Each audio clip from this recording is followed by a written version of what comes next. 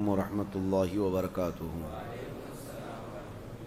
الحمد للہ وکفا وسلام علی حبیبہ المصطفیٰ اما بعد فاعوذ باللہ من الشیطان الرجیم بسم اللہ الرحمن الرحیم ان اللہ وملائکتہ یصلون علی النبی یا ایہا الذین آمنوا صلوا علیہ وسلموا تسلیما اللہم صل علی سیدنا محمد معدن الجود والکرم وآلہ واصحابہ الکرام وابنہ الکریم وبارک وسلم صلاة دائمة سرمدا ابدا۔ نبوت کا 10واں سال 11واں سال گزرا، اس کے بعد 13واں سال تھا جب نبی پاک صلی اللہ علیہ وسلم کے دست حق پرست پر مدینے کے 70 سے زیادہ صحابہ ایمان لا چکے تھے اور مکہ والوں کی تکلیفیں بہت بڑھ چکی تھیں۔ اسی اثنا میں ایک مرتبہ کا سفر بھی حضور اکرم صلی اللہ علیہ وسلم نے فرمایا، تبلیغ کا سفر جو مشہور ہے۔ اللہ کے حبیب صلی اللہ علیہ وسلم نے جب دیکھا کہ مکہ والے اذیت پر آمادہ ہیں اور جلد قبول کرنے والوں میں سے نہیں ہیں، تو آپ نے یہ ارادہ فرمایا کہ مکہ سے نکل کر کے طائف شہر جاتے ہیں۔ طائف شہر میں مالدار لوگ بھی بہت سارے تھے، اہل عقل بھی تھے، ان کے اسلام لانے سے فائدہ بھی ہوتا کہ اثر و رسوخ والے تھے۔ حضور پاک صلی اللہ تعالیٰ علیہ وسلم نے یہ ارادہ فرما کر طائف کا سفر کیا۔ تو طائف جب گئے، میرے آقا صلی اللہ علیہ وسلم آپ کے ساتھ آپ کے منہ بولے بیٹے حضرت زید بن حارثہ رضی اللہ تعالیٰ عنہ ساتھ میں تھے۔ یہ شروع اسلام لانے والوں میں ہیں حضرت زید، بالکل ابتدا میں جو لوگ ایمان لائے ان میں حضرت زید بن حارثہ۔ تو نبی پاک صلی اللہ تعالیٰ علیہ وسلم شہر طائف پہنچ کر وہاں کے جو بڑے لوگ تھے ان کے پاس گئے، جو اثردار لوگ تھے ان کے پاس نبی پاک صلی اللہ علیہ وسلم نے اسلام کی دعوت رکھی، انہیں سمجھایا۔ تو جو بیٹھے تھے ایک محفل میں وہ سب مذاق اڑا کر اٹھ گئے۔ دوسری جگہ نبی پاک صلی اللہ علیہ وسلم تشریف لے گئے، وہاں پر بھی یہی حال ہوا، ان میں سے ایک بھی جو ہے آپ کی دعوت کی طرف آنے کو تیار نہ ہوا۔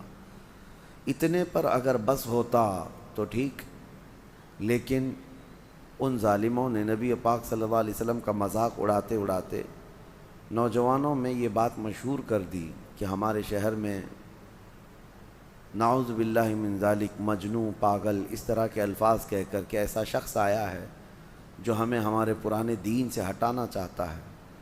تو محلے کے اوباش لڑکے سب باہر آئے اور حضور پاک صلی اللہ علیہ وسلم جہاں راستے سے چلتے آپ کے آگے پیچھے وہ شور مچاتے ہیں اور آپ کو اذیتیں دیتے، یہاں تک کہ حضور پاک صلی اللہ علیہ وسلم پر انہوں نے پتھر مارنے شروع کیے اور اس کے بعد نوکیلے چیزیں پھینکنا شروع کیے۔ حضور پر ان لوگوں نے اس قدر پتھر بازیاں کی تھی کہ اللہ کے حبیب صلی اللہ علیہ وسلم کی پیشانی پوری خون آلود تھی۔ اور حضرت زید بن حارثہ یہ خود روایت کرتے ہیں، کبھی وہ آگے آ کر، کبھی پیچھے آ کر، کبھی دائیں کبھی بائیں حضور کے اطراف آتے ہیں اور ان پتھروں کو اپنے اوپر لینے کی کوشش کرتے کہ نبی پاک صلی اللہ علیہ وسلم پر نہ آئے، لیکن وہ کہتے میں اس کام میں ناکام رہا، میں جتنا بچاؤ کی کوشش کرتا کہ نبی پاک پر کوئی پتھر نہ آئے، مجھ پر گرے ہیں سب پتھر۔ اس کے باوجود اللہ کے حبیب صلی اللہ علیہ وسلم اتنے زخمی ہوئے ہیں کہ حضرت زید بن حارثہ کہتے ہیں کہ خون رستے رستے آپ کی پنڈلیوں سے، آپ کی چپلوں پہ، آپ کے نالین پاک میں اتنا جم گیا تھا کہ خون خشک ہو گیا، اور ان اوباشوں سے، بدماشوں سے پیچھا چھوڑا کر حضور پاک صلی اللہ تعالیٰ علیہ وسلم دن بھر کے تھکے ہوئے تھے۔ ایک تو مکہ سے طائف 100 کلومیٹر کا سفر ہے، 100 کلومیٹر کا سفر کا مطلب اس زمانے میں 3 دن لگ جاتے جانے میں، یہ اتنا طویل سفر کر کے پہنچے ہیں اور ان لوگوں نے یہ ضیافت کی، اس طرح سے سامنا کیا۔ اس کے بعد پھر حضرت زید بن حارثہ کہتے ہیں کہ ہمیں نہ کھانے کو کوئی چیز ملی تھی نہ پینے کو۔ وہاں پر ایک انگور کا باغیچہ تھا، عتبہ اور شیبہ جو کافر تھے، مکہ کے ہی رہنے والے، حضور پاک صلی اللہ علیہ وسلم کو اچھی طرح سے جانتے تھے۔ انہوں نے جب دیکھا نبی پاک صلی اللہ تعالیٰ علیہ وسلم پر اس قدر یہاں طائف میں برا سلوک ہوا ہے، تو ان لوگوں نے اپنے باغیچے میں حضور پاک صلی اللہ علیہ وسلم کو بیٹھنے کے لیے جگہ دی، اور اس کے بعد حضور ان کے باغیچے میں گئے تو عداس نامی ایک شخص تھا جو باغیچے کے کام کاج پر مامور تھا. اس نے انگور کا ایک خوشہ لا کر کے حضور کی بارگاہ میں پیش کیا. حضور پاک صلی اللہ تعالیٰ علیہ وسلم نے اس شخص سے پوچھا کہ تم کہاں کے رہنے والے ہو؟ تو اس نے کہا میں نینوا کا رہنے والا ہوں. نبی پاک صلی اللہ علیہ وسلم نے مسکرا کر فرمایا یہ تو میرے بھائی یونس علیہ السلام کا شہر ہے. تو وہ عداس پہلی مرتبہ عربوں میں یعنی حضور پاک صلی اللہ علیہ وسلم نے جب انگور اٹھایا تو بسم اللہ الرحمن الرحیم پڑھ کر کے انگور تناول فرمایا. تو عداس جو غلام تھا وہ پوچھنے لگا کہ یہ کلمہ میں نے عرب میں کہیں سنا نہیں، یہ صرف نبیوں کی زبان میں ہوا کرتا تھا. پھر جب حضور نے یہ فرمایا کہ میرے بھائی یونس کا وہ شہر ہے تو اس قدر متاثر ہوا اور کہا کہ ہم عراق میں سنتے تھے کہ آخری نبی آئیں گے عرب میں، اور یقیناً میں نے آپ کو محسوس کر لیا اور وہ اس باغیچے میں سب سے پہلا شخص ہے جو حضور پر ایمان لایا. بدأ الاسلام غریبا، اسلام غریبوں سے پھیلا ہے. طائف کے بڑے بڑے سیٹھ بڑے بڑے پیسے والے ایمان تو نہیں لائے ہیں، لیکن انگور کے باغیچے میں کام کرنے والا ایک مزدور حضور پاک صلی اللہ علیہ وسلم پر ایمان لایا تو جانتے ہیں حضور کی خوشیاں دوبالا ہو گئی. فرمایا نبی پاک صلی اللہ علیہ وسلم نے ان کے پتھروں سے اتنا غم نہ ہوا جتنا تیرے ایمان لانے کی خوشی ہوئی. حضور پاک کی یہی تو تعریف قرآن نے کہا حریص علیکم بالمؤمنین، تمہارے پاس وہ رسول آیا جو صرف تمہارے ایمان کی طلب رکھتا ہے. نبی پاک صلی اللہ تعالیٰ علیہ وسلم وہاں سے نکلے. آپ کو میں بتاؤں یہ عداس جہاں حضور کو انگور کا خوشہ پیش کیا تھا وہاں پر آج ایک مسجد بنی ہے طائف شہر میں، اور آج بھی وہاں انگور کا باغیچہ موجود ہے، آج بھی انگور ہوتے ہیں. حضور پاک صلی اللہ علیہ وسلم نے جہاں سے تناول فرمایا تھا. اس کے بعد ماں عائشہ صدیقہ رضی اللہ تعالیٰ عنہ کی ایک روایت میں بتاتا ہوں. حضور پاک صلی اللہ تعالیٰ علیہ وسلم سے حضرت عائشہ صدیقہ نے پوچھا تھا یا رسول اللہ صلی اللہ علیہ وسلم جنگ احد میں، کیونکہ جنگ احد میں حضور کے دندان مبارک شہید ہوئے تھے، حضور کے چہرے پر لوہے کی ٹوپی سے ایک ظالم نے مارا تھا تو لوہے کی کڑی حضور کے رخساروں سے اندر گھس گئی تھی. حضور کے دانت مبارک شہید ہوئے، 70 صحابہ شہید ہوئے، بہت سخت جنگ تھی. حضرت عائشہ نے پوچھا تھا یا رسول اللہ صلی اللہ علیہ وسلم کیا آپ کی زندگی پاک میں جنگ احد کی طرح کوئی سخت چیز آئی؟ حضور نے فرمایا کہ ہاں، جنگ احد سے بھی زیادہ سخت دن طائف کا تھا. طائف کے سفر میں ان لوگوں نے اس قدر پتھراؤ کیا تھا کہ میری پیشانی لہو لہان ہوئی تھی اور نالین پاک کو تلووں سے نکالنا مشکل تھا. حضور پاک صلی اللہ تعالیٰ علیہ وسلم ایک جگہ پہاڑ کے نیچے آرام کرنے کے لیے تشریف لے گئے. وہاں آج بھی مسجد الرسول بنائی گئی ہے، چھوٹی سی مسجد، بہت پرانی ہے، بہت پرانی. حضور نے جہاں سجدہ فرمایا، جب اپنے غلام اپنے منہ بولے بیٹے کے ساتھ سجدے ریز ہیں، اس وقت ظالموں نے اوپر پہاڑ سے ایک بہت بڑا پتھر ڈھکیل دیا. پہاڑ سے کہ وہ پتھر لڑکتا ہوا آئے اور حضور پاک صلی اللہ علیہ وسلم اور ان کے صحابی کے اوپر گر جائے. وہ اتنا بڑا پتھر ہے، فرمایا روایت میں انہوں نے وہاں سے لڑکایا لیکن اللہ کے فرشتوں نے اس کو وہیں بیچوں بیچ روک دیا. وہ پتھر آج تک رکا ہوا ہے، آج تک وہ پہاڑ پر اسی طرح سے رکا ہوا ہے، صدیاں گزر گئیں. اب اس کے بعد نبی پاک صلی اللہ علیہ وسلم فرماتے ہیں میں طائف سے لوٹ رہا تھا کہ بیچ راستے میں جبرائیل امین علیہ السلام تشریف لائے. اللہ کے حبیب صلی اللہ علیہ وسلم کی بارگاہ میں آئے اور عرض کیا کہ حضور 2 فرشتے آئے ہوئے ہیں آپ سے ملاقات کے لیے. حضور نے ان 2 فرشتوں کے متعلق پوچھا کون ہیں؟ جبرائیل امین علیہ السلام نے عرض کیا یا رسول اللہ صلی اللہ علیہ وسلم آپ کی دعوت کو بھی اللہ نے سن لیا اور شہر طائف کے انکار کو بھی اللہ نے سن لیا، لہٰذا اللہ تعالیٰ نے یہ ان فرشتوں کو آپ کے پاس بھیجا ہے جو پہاڑوں پر عذاب لایا کرتے ہیں، پہاڑوں کے ذریعے سے عذاب لایا کرتے ہیں. ان دونوں فرشتوں نے سلام پیش کیا حضور پاک صلی اللہ علیہ وسلم کی بارگاہ میں، عرض کیا شہر طائف 2 پہاڑوں کے بیچ میں آباد تھا. ان دونوں پہاڑوں کے نام بھی ہیں، جبل قیقعان اور ایک کوئی پہاڑ کے دونوں نام تھے، ان دو بڑے پہاڑوں کے بیچ میں یہ شہر آباد ہے۔ دونوں فرشتوں نے عرض کیا یا رسول اللہ صلی اللہ علیہ وسلم، پچھلے نبیوں کی امتوں نے جب ان کو جھٹلایا ہے، ہم اترتے اور اس قوم کو ہمیشہ کے لیے ختم کرتے۔ اللہ کے حکم سے ہم آئے ہیں، لیکن آپ کی اجازت درکار ہے۔ یہ شہر طائف کی قوم آپ کو جھٹلائی اور آپ پر پتھراؤ کی، اللہ نے یہ سب دیکھا ہے، حکم فرما ان دونوں پہاڑوں کو ہم ملا دیں گے، یہ طائف شہر ہمیشہ کے لیے ختم ہو جائے گا۔ نبی پاک صلی اللہ تعالیٰ علیہ وسلم نے جب فرشتوں کی یہ بات سنی، حضرت زید بن حارثہ ساتھ میں تھے، یہ کہتے ہیں میں نے بھی عرض کیا یا رسول اللہ صلی اللہ علیہ وسلم، آپ ان کے لیے ہلاکت کی دعا کریں۔ اس قدر اذیت دینے والی قوم، حضور پاک صلی اللہ علیہ وسلم نے اس وقت یہ جملہ فرمایا زید بن حارثہ سے کہ میں ان کی نسلوں میں ایمان لانے والی قوم کو دیکھ رہا ہوں، میں ان کی نسلوں میں اسلام کو دیکھ رہا ہوں۔ حضور پاک کی یہ دور بین نگاہ تھی۔ حضرت زید بن حارثہ کہتے ہیں حضور نے دعا تو کیا، لیکن یوں کہا اللہم اہد لقومی فإنہم لا یعلمون، اے اللہ میری اس قوم کو تو ہدایت دے دے کہ یہ مجھے نہیں پہچانتی ہے۔ حضور پاک صلی اللہ تعالیٰ علیہ وسلم کا ایک جملہ اور ہے حدیث پاک میں، وہ پڑھتے ہی ہمارے رونگٹے کھڑے ہوتے ہیں۔ زخموں سے چور بدن ہے، پیشانی لہو لہان ہے، دن بھر کی تھکان ہے، پلس اس پر بھوک اور پیاس کی شدت ہے۔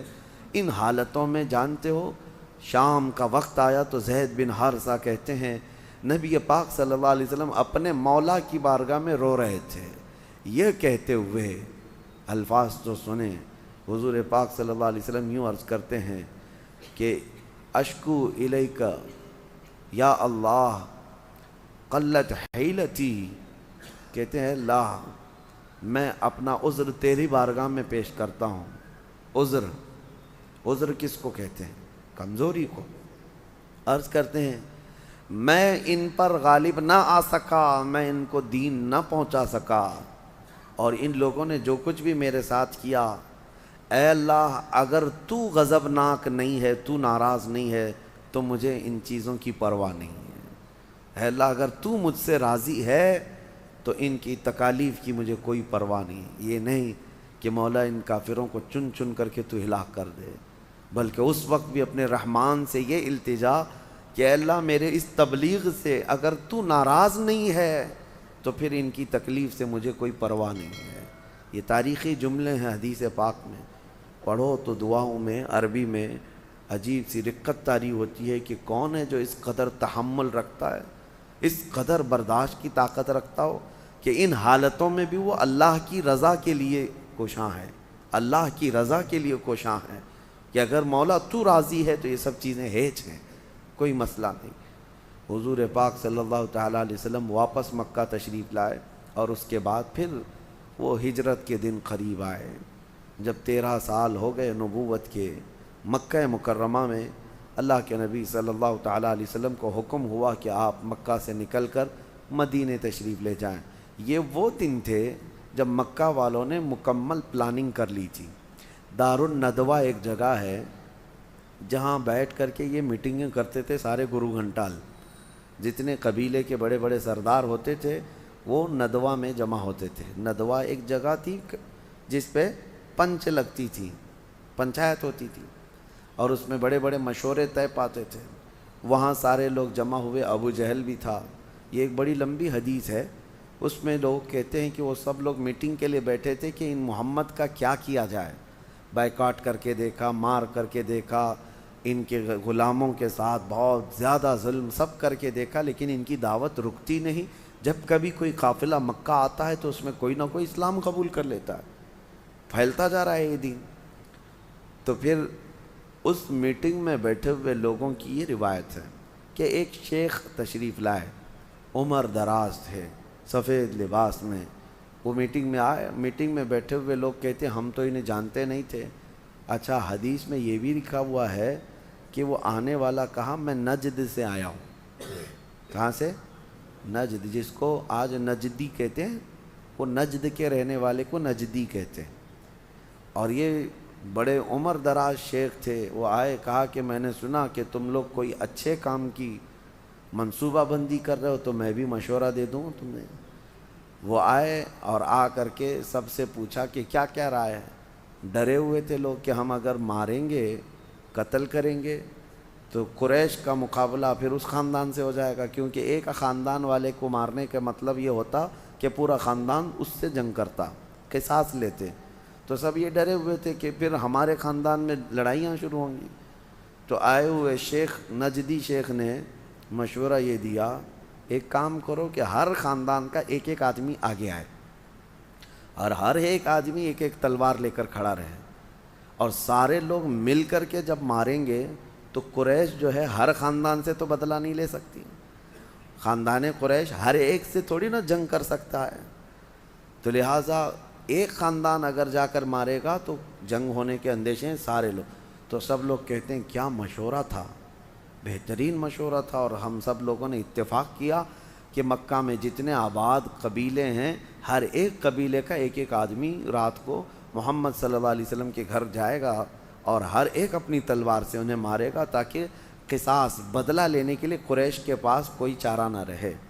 یہ طے پایا، یہ میٹنگ بھی ہوئی. جانتے ہیں یہ شیخ نجدی ابلیس لعین تھا، شیطان مردود تھا، جس کے متعلق صاف ہے، لیکن کہہ کر کے کیا آیا، شیخ نجدی. حیرت کی بات ہے، پتہ نہیں اس وقت کون سا لال رومال پہنا تھا، کون سا پہنا تھا، لیکن حدیث پاک میں ملتا ہے ندوہ اور شیخ نجدی، یہ دونوں لفظ ہیں. پلان کے مطابق منصوبہ کے اعتبار سے وہ لوگ رات کے وقت ہر قبیلے کا، ہر خاندان کا ایک ایک نوجوان حضور پاک صلی اللہ علیہ وسلم کے گھر کے اطراف جمع ہو گئے. آج کی رات انہیں قتل کرنے کا پورا پلان تھا. حضور پاک صلی اللہ تعالیٰ علیہ وسلم کو اللہ نے خبر دے دی کہ باہر آپ کے قتل کے منصوبے بن چکے ہیں. اس وقت نبی پاک صلی اللہ علیہ وسلم اپنے گھر میں حضرت علی کرم اللہ وجہہ الکریم کے ساتھ تنہا تھے.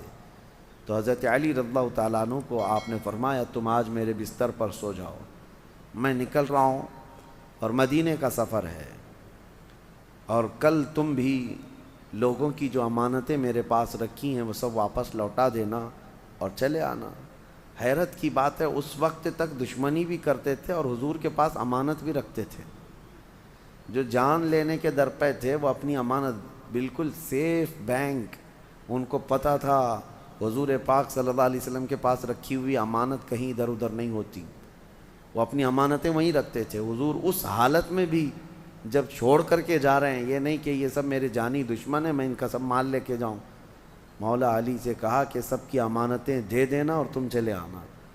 نبی پاک صلی اللہ علیہ وسلم اس گھر سے جو نکلے، روایت میں حدیث پاک میں ہے سورہ یاسین شریف کی آپ تلاوت کرتے رہے اور ہاتھ میں کچھ مٹی اٹھائی اور ان کافروں کے منہ پر مار دیا جو دروازے کے باہر کھڑے تھے.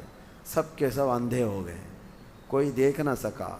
نبی پاک صلی اللہ علیہ وسلم ان کے درمیان سے گزرتے ہوئے نکل آئے، کسی کو خبر تک نہ ہوئی. یہاں تک کہ حضور صلی اللہ علیہ وسلم سیدھے حضرت ابوبکر صدیق کے گھر گئے. حضرت ابوبکر صدیق جاگ رہے تھے، فوراً کھڑے ہو گئے، یا رسول اللہ صلی اللہ علیہ وسلم کیا ہجرت کا حکم آ گیا؟ حضور پاک صلی اللہ علیہ وسلم نے کئی مہینوں پہلے ان سے کہا تھا کہ ایک رات مجھے اللہ تعالیٰ ہجرت کا حکم فرمائے گا. تو صدیق اکبر رو پڑے کہ کیا آپ مکہ چھوڑ کر آپ جائیں گے؟ حضور نے فرمایا تھا ہاں، جس دن مجھے یہ حکم آئے گا میرے سفر کا ساتھی تو رہے گا ابو بکر. حضرت ابو بکر کہتے ہیں اس دن سے میں نے گھر کا دروازہ بند ہی نہیں کیا کہ نہ جانے کب میرے آقا تشریف لائیں میرے گھر. حضور صلی اللہ علیہ وسلم آئے ان کے گھر. اس کے بعد کے جو احوال ہیں انشاءاللہ آگے عرض کرتا ہوں، لیکن رات ہو گئی. شیخ نجدی دوبارہ آئے، دیکھا کہ ہو گیا کام کی نہیں. تو باہر تو یہ تلواریں سونتے ہوئے کھڑے تھے. شیخ نجدی آ کر وہی ابلیس لعین کہا کیا ہوا؟ کہا ابھی انتظار میں ہیں ہم، رات ڈھل جائے تو اندر جائیں. ابلیس نے کہا لعنت ہو تم پر، وہ تو چلے گئے گھر سے، وہ نہیں. تو سب کے سب گھس گئے اندر گھر کے اندر، اور ان کو یقین نہیں آ رہا تھا کہ اتنی سخت پہرے داری سے کیسے جاتے. سب تلواریں لے کر اندر گئے. حضرت علی کرم اللہ وجہہ الکریم بستر پر سوئے ہیں، لیکن یہ بھی کیفیت یہ ہے، یمنی چادر تھی حضور کی، وہ سبز رنگ کی، گرین کلر کی ہوا کرتی تھی. تو یمنی چادر اوڑھے ہوئے حضرت علی سو رہے ہیں، چہرہ بھی ڈھکا ہوا ہوگا، چاہتے تو وہیں بستر پر کوئی مار دیتے. تو لوگوں نے ان کے بستر کو گھیر تو لیا، لیکن انہی میں لوگوں نے پکارنا شروع کیا کہ یہ سونے کا طریقہ یا جو چیز دیکھ رہے ہیں یہ محمد نہیں ہو سکتے، محمد صلی اللہ علیہ وسلم نہیں ہو سکتے. پھر جب حضرت علی رضی اللہ تعالیٰ عنہ اٹھ کر بیٹھے تو سب ہیبت ناک ہو کر واپس نکل آئے کہ ہم جن کے قتل کے لیے آئے تھے وہ نہیں تھے. مولا علی کرم اللہ وجہہ الکریم کتنے آرام سے میرے آقا کا بستر سنبھالے ہوئے ہیں، تلواریں جہاں سوتے ہوئے لوگ کھڑے ہیں. حضرت علی فرماتے ہیں مجھے ایسی نیند زندگی میں آئی نہیں کبھی، اس لیے کہ میرے آقا نے فرمایا تھا کہ صبح لوگوں کی امانتیں دے کر آ جانا. مجھے یقین تھا صبح میری ہونا ہے، صبح میری ہونا ہے. ان کے تلواروں سے یا ان کے نشانوں سے کوئی خوف نہیں تھا. اس کے بعد جو ہجرت کا سفر ہوا مدینہ طیبہ کا، انشاءاللہ العزیز اس کو آگے کے سلسلے میں عرض کرتا ہوں. اللہ کریم میرے آقا صلی اللہ علیہ وسلم کی سچی پکی عقیدت و محبت ہم سب کو نصیب فرمائے. وآخر دعوانا ان الحمد للہ رب العالمین.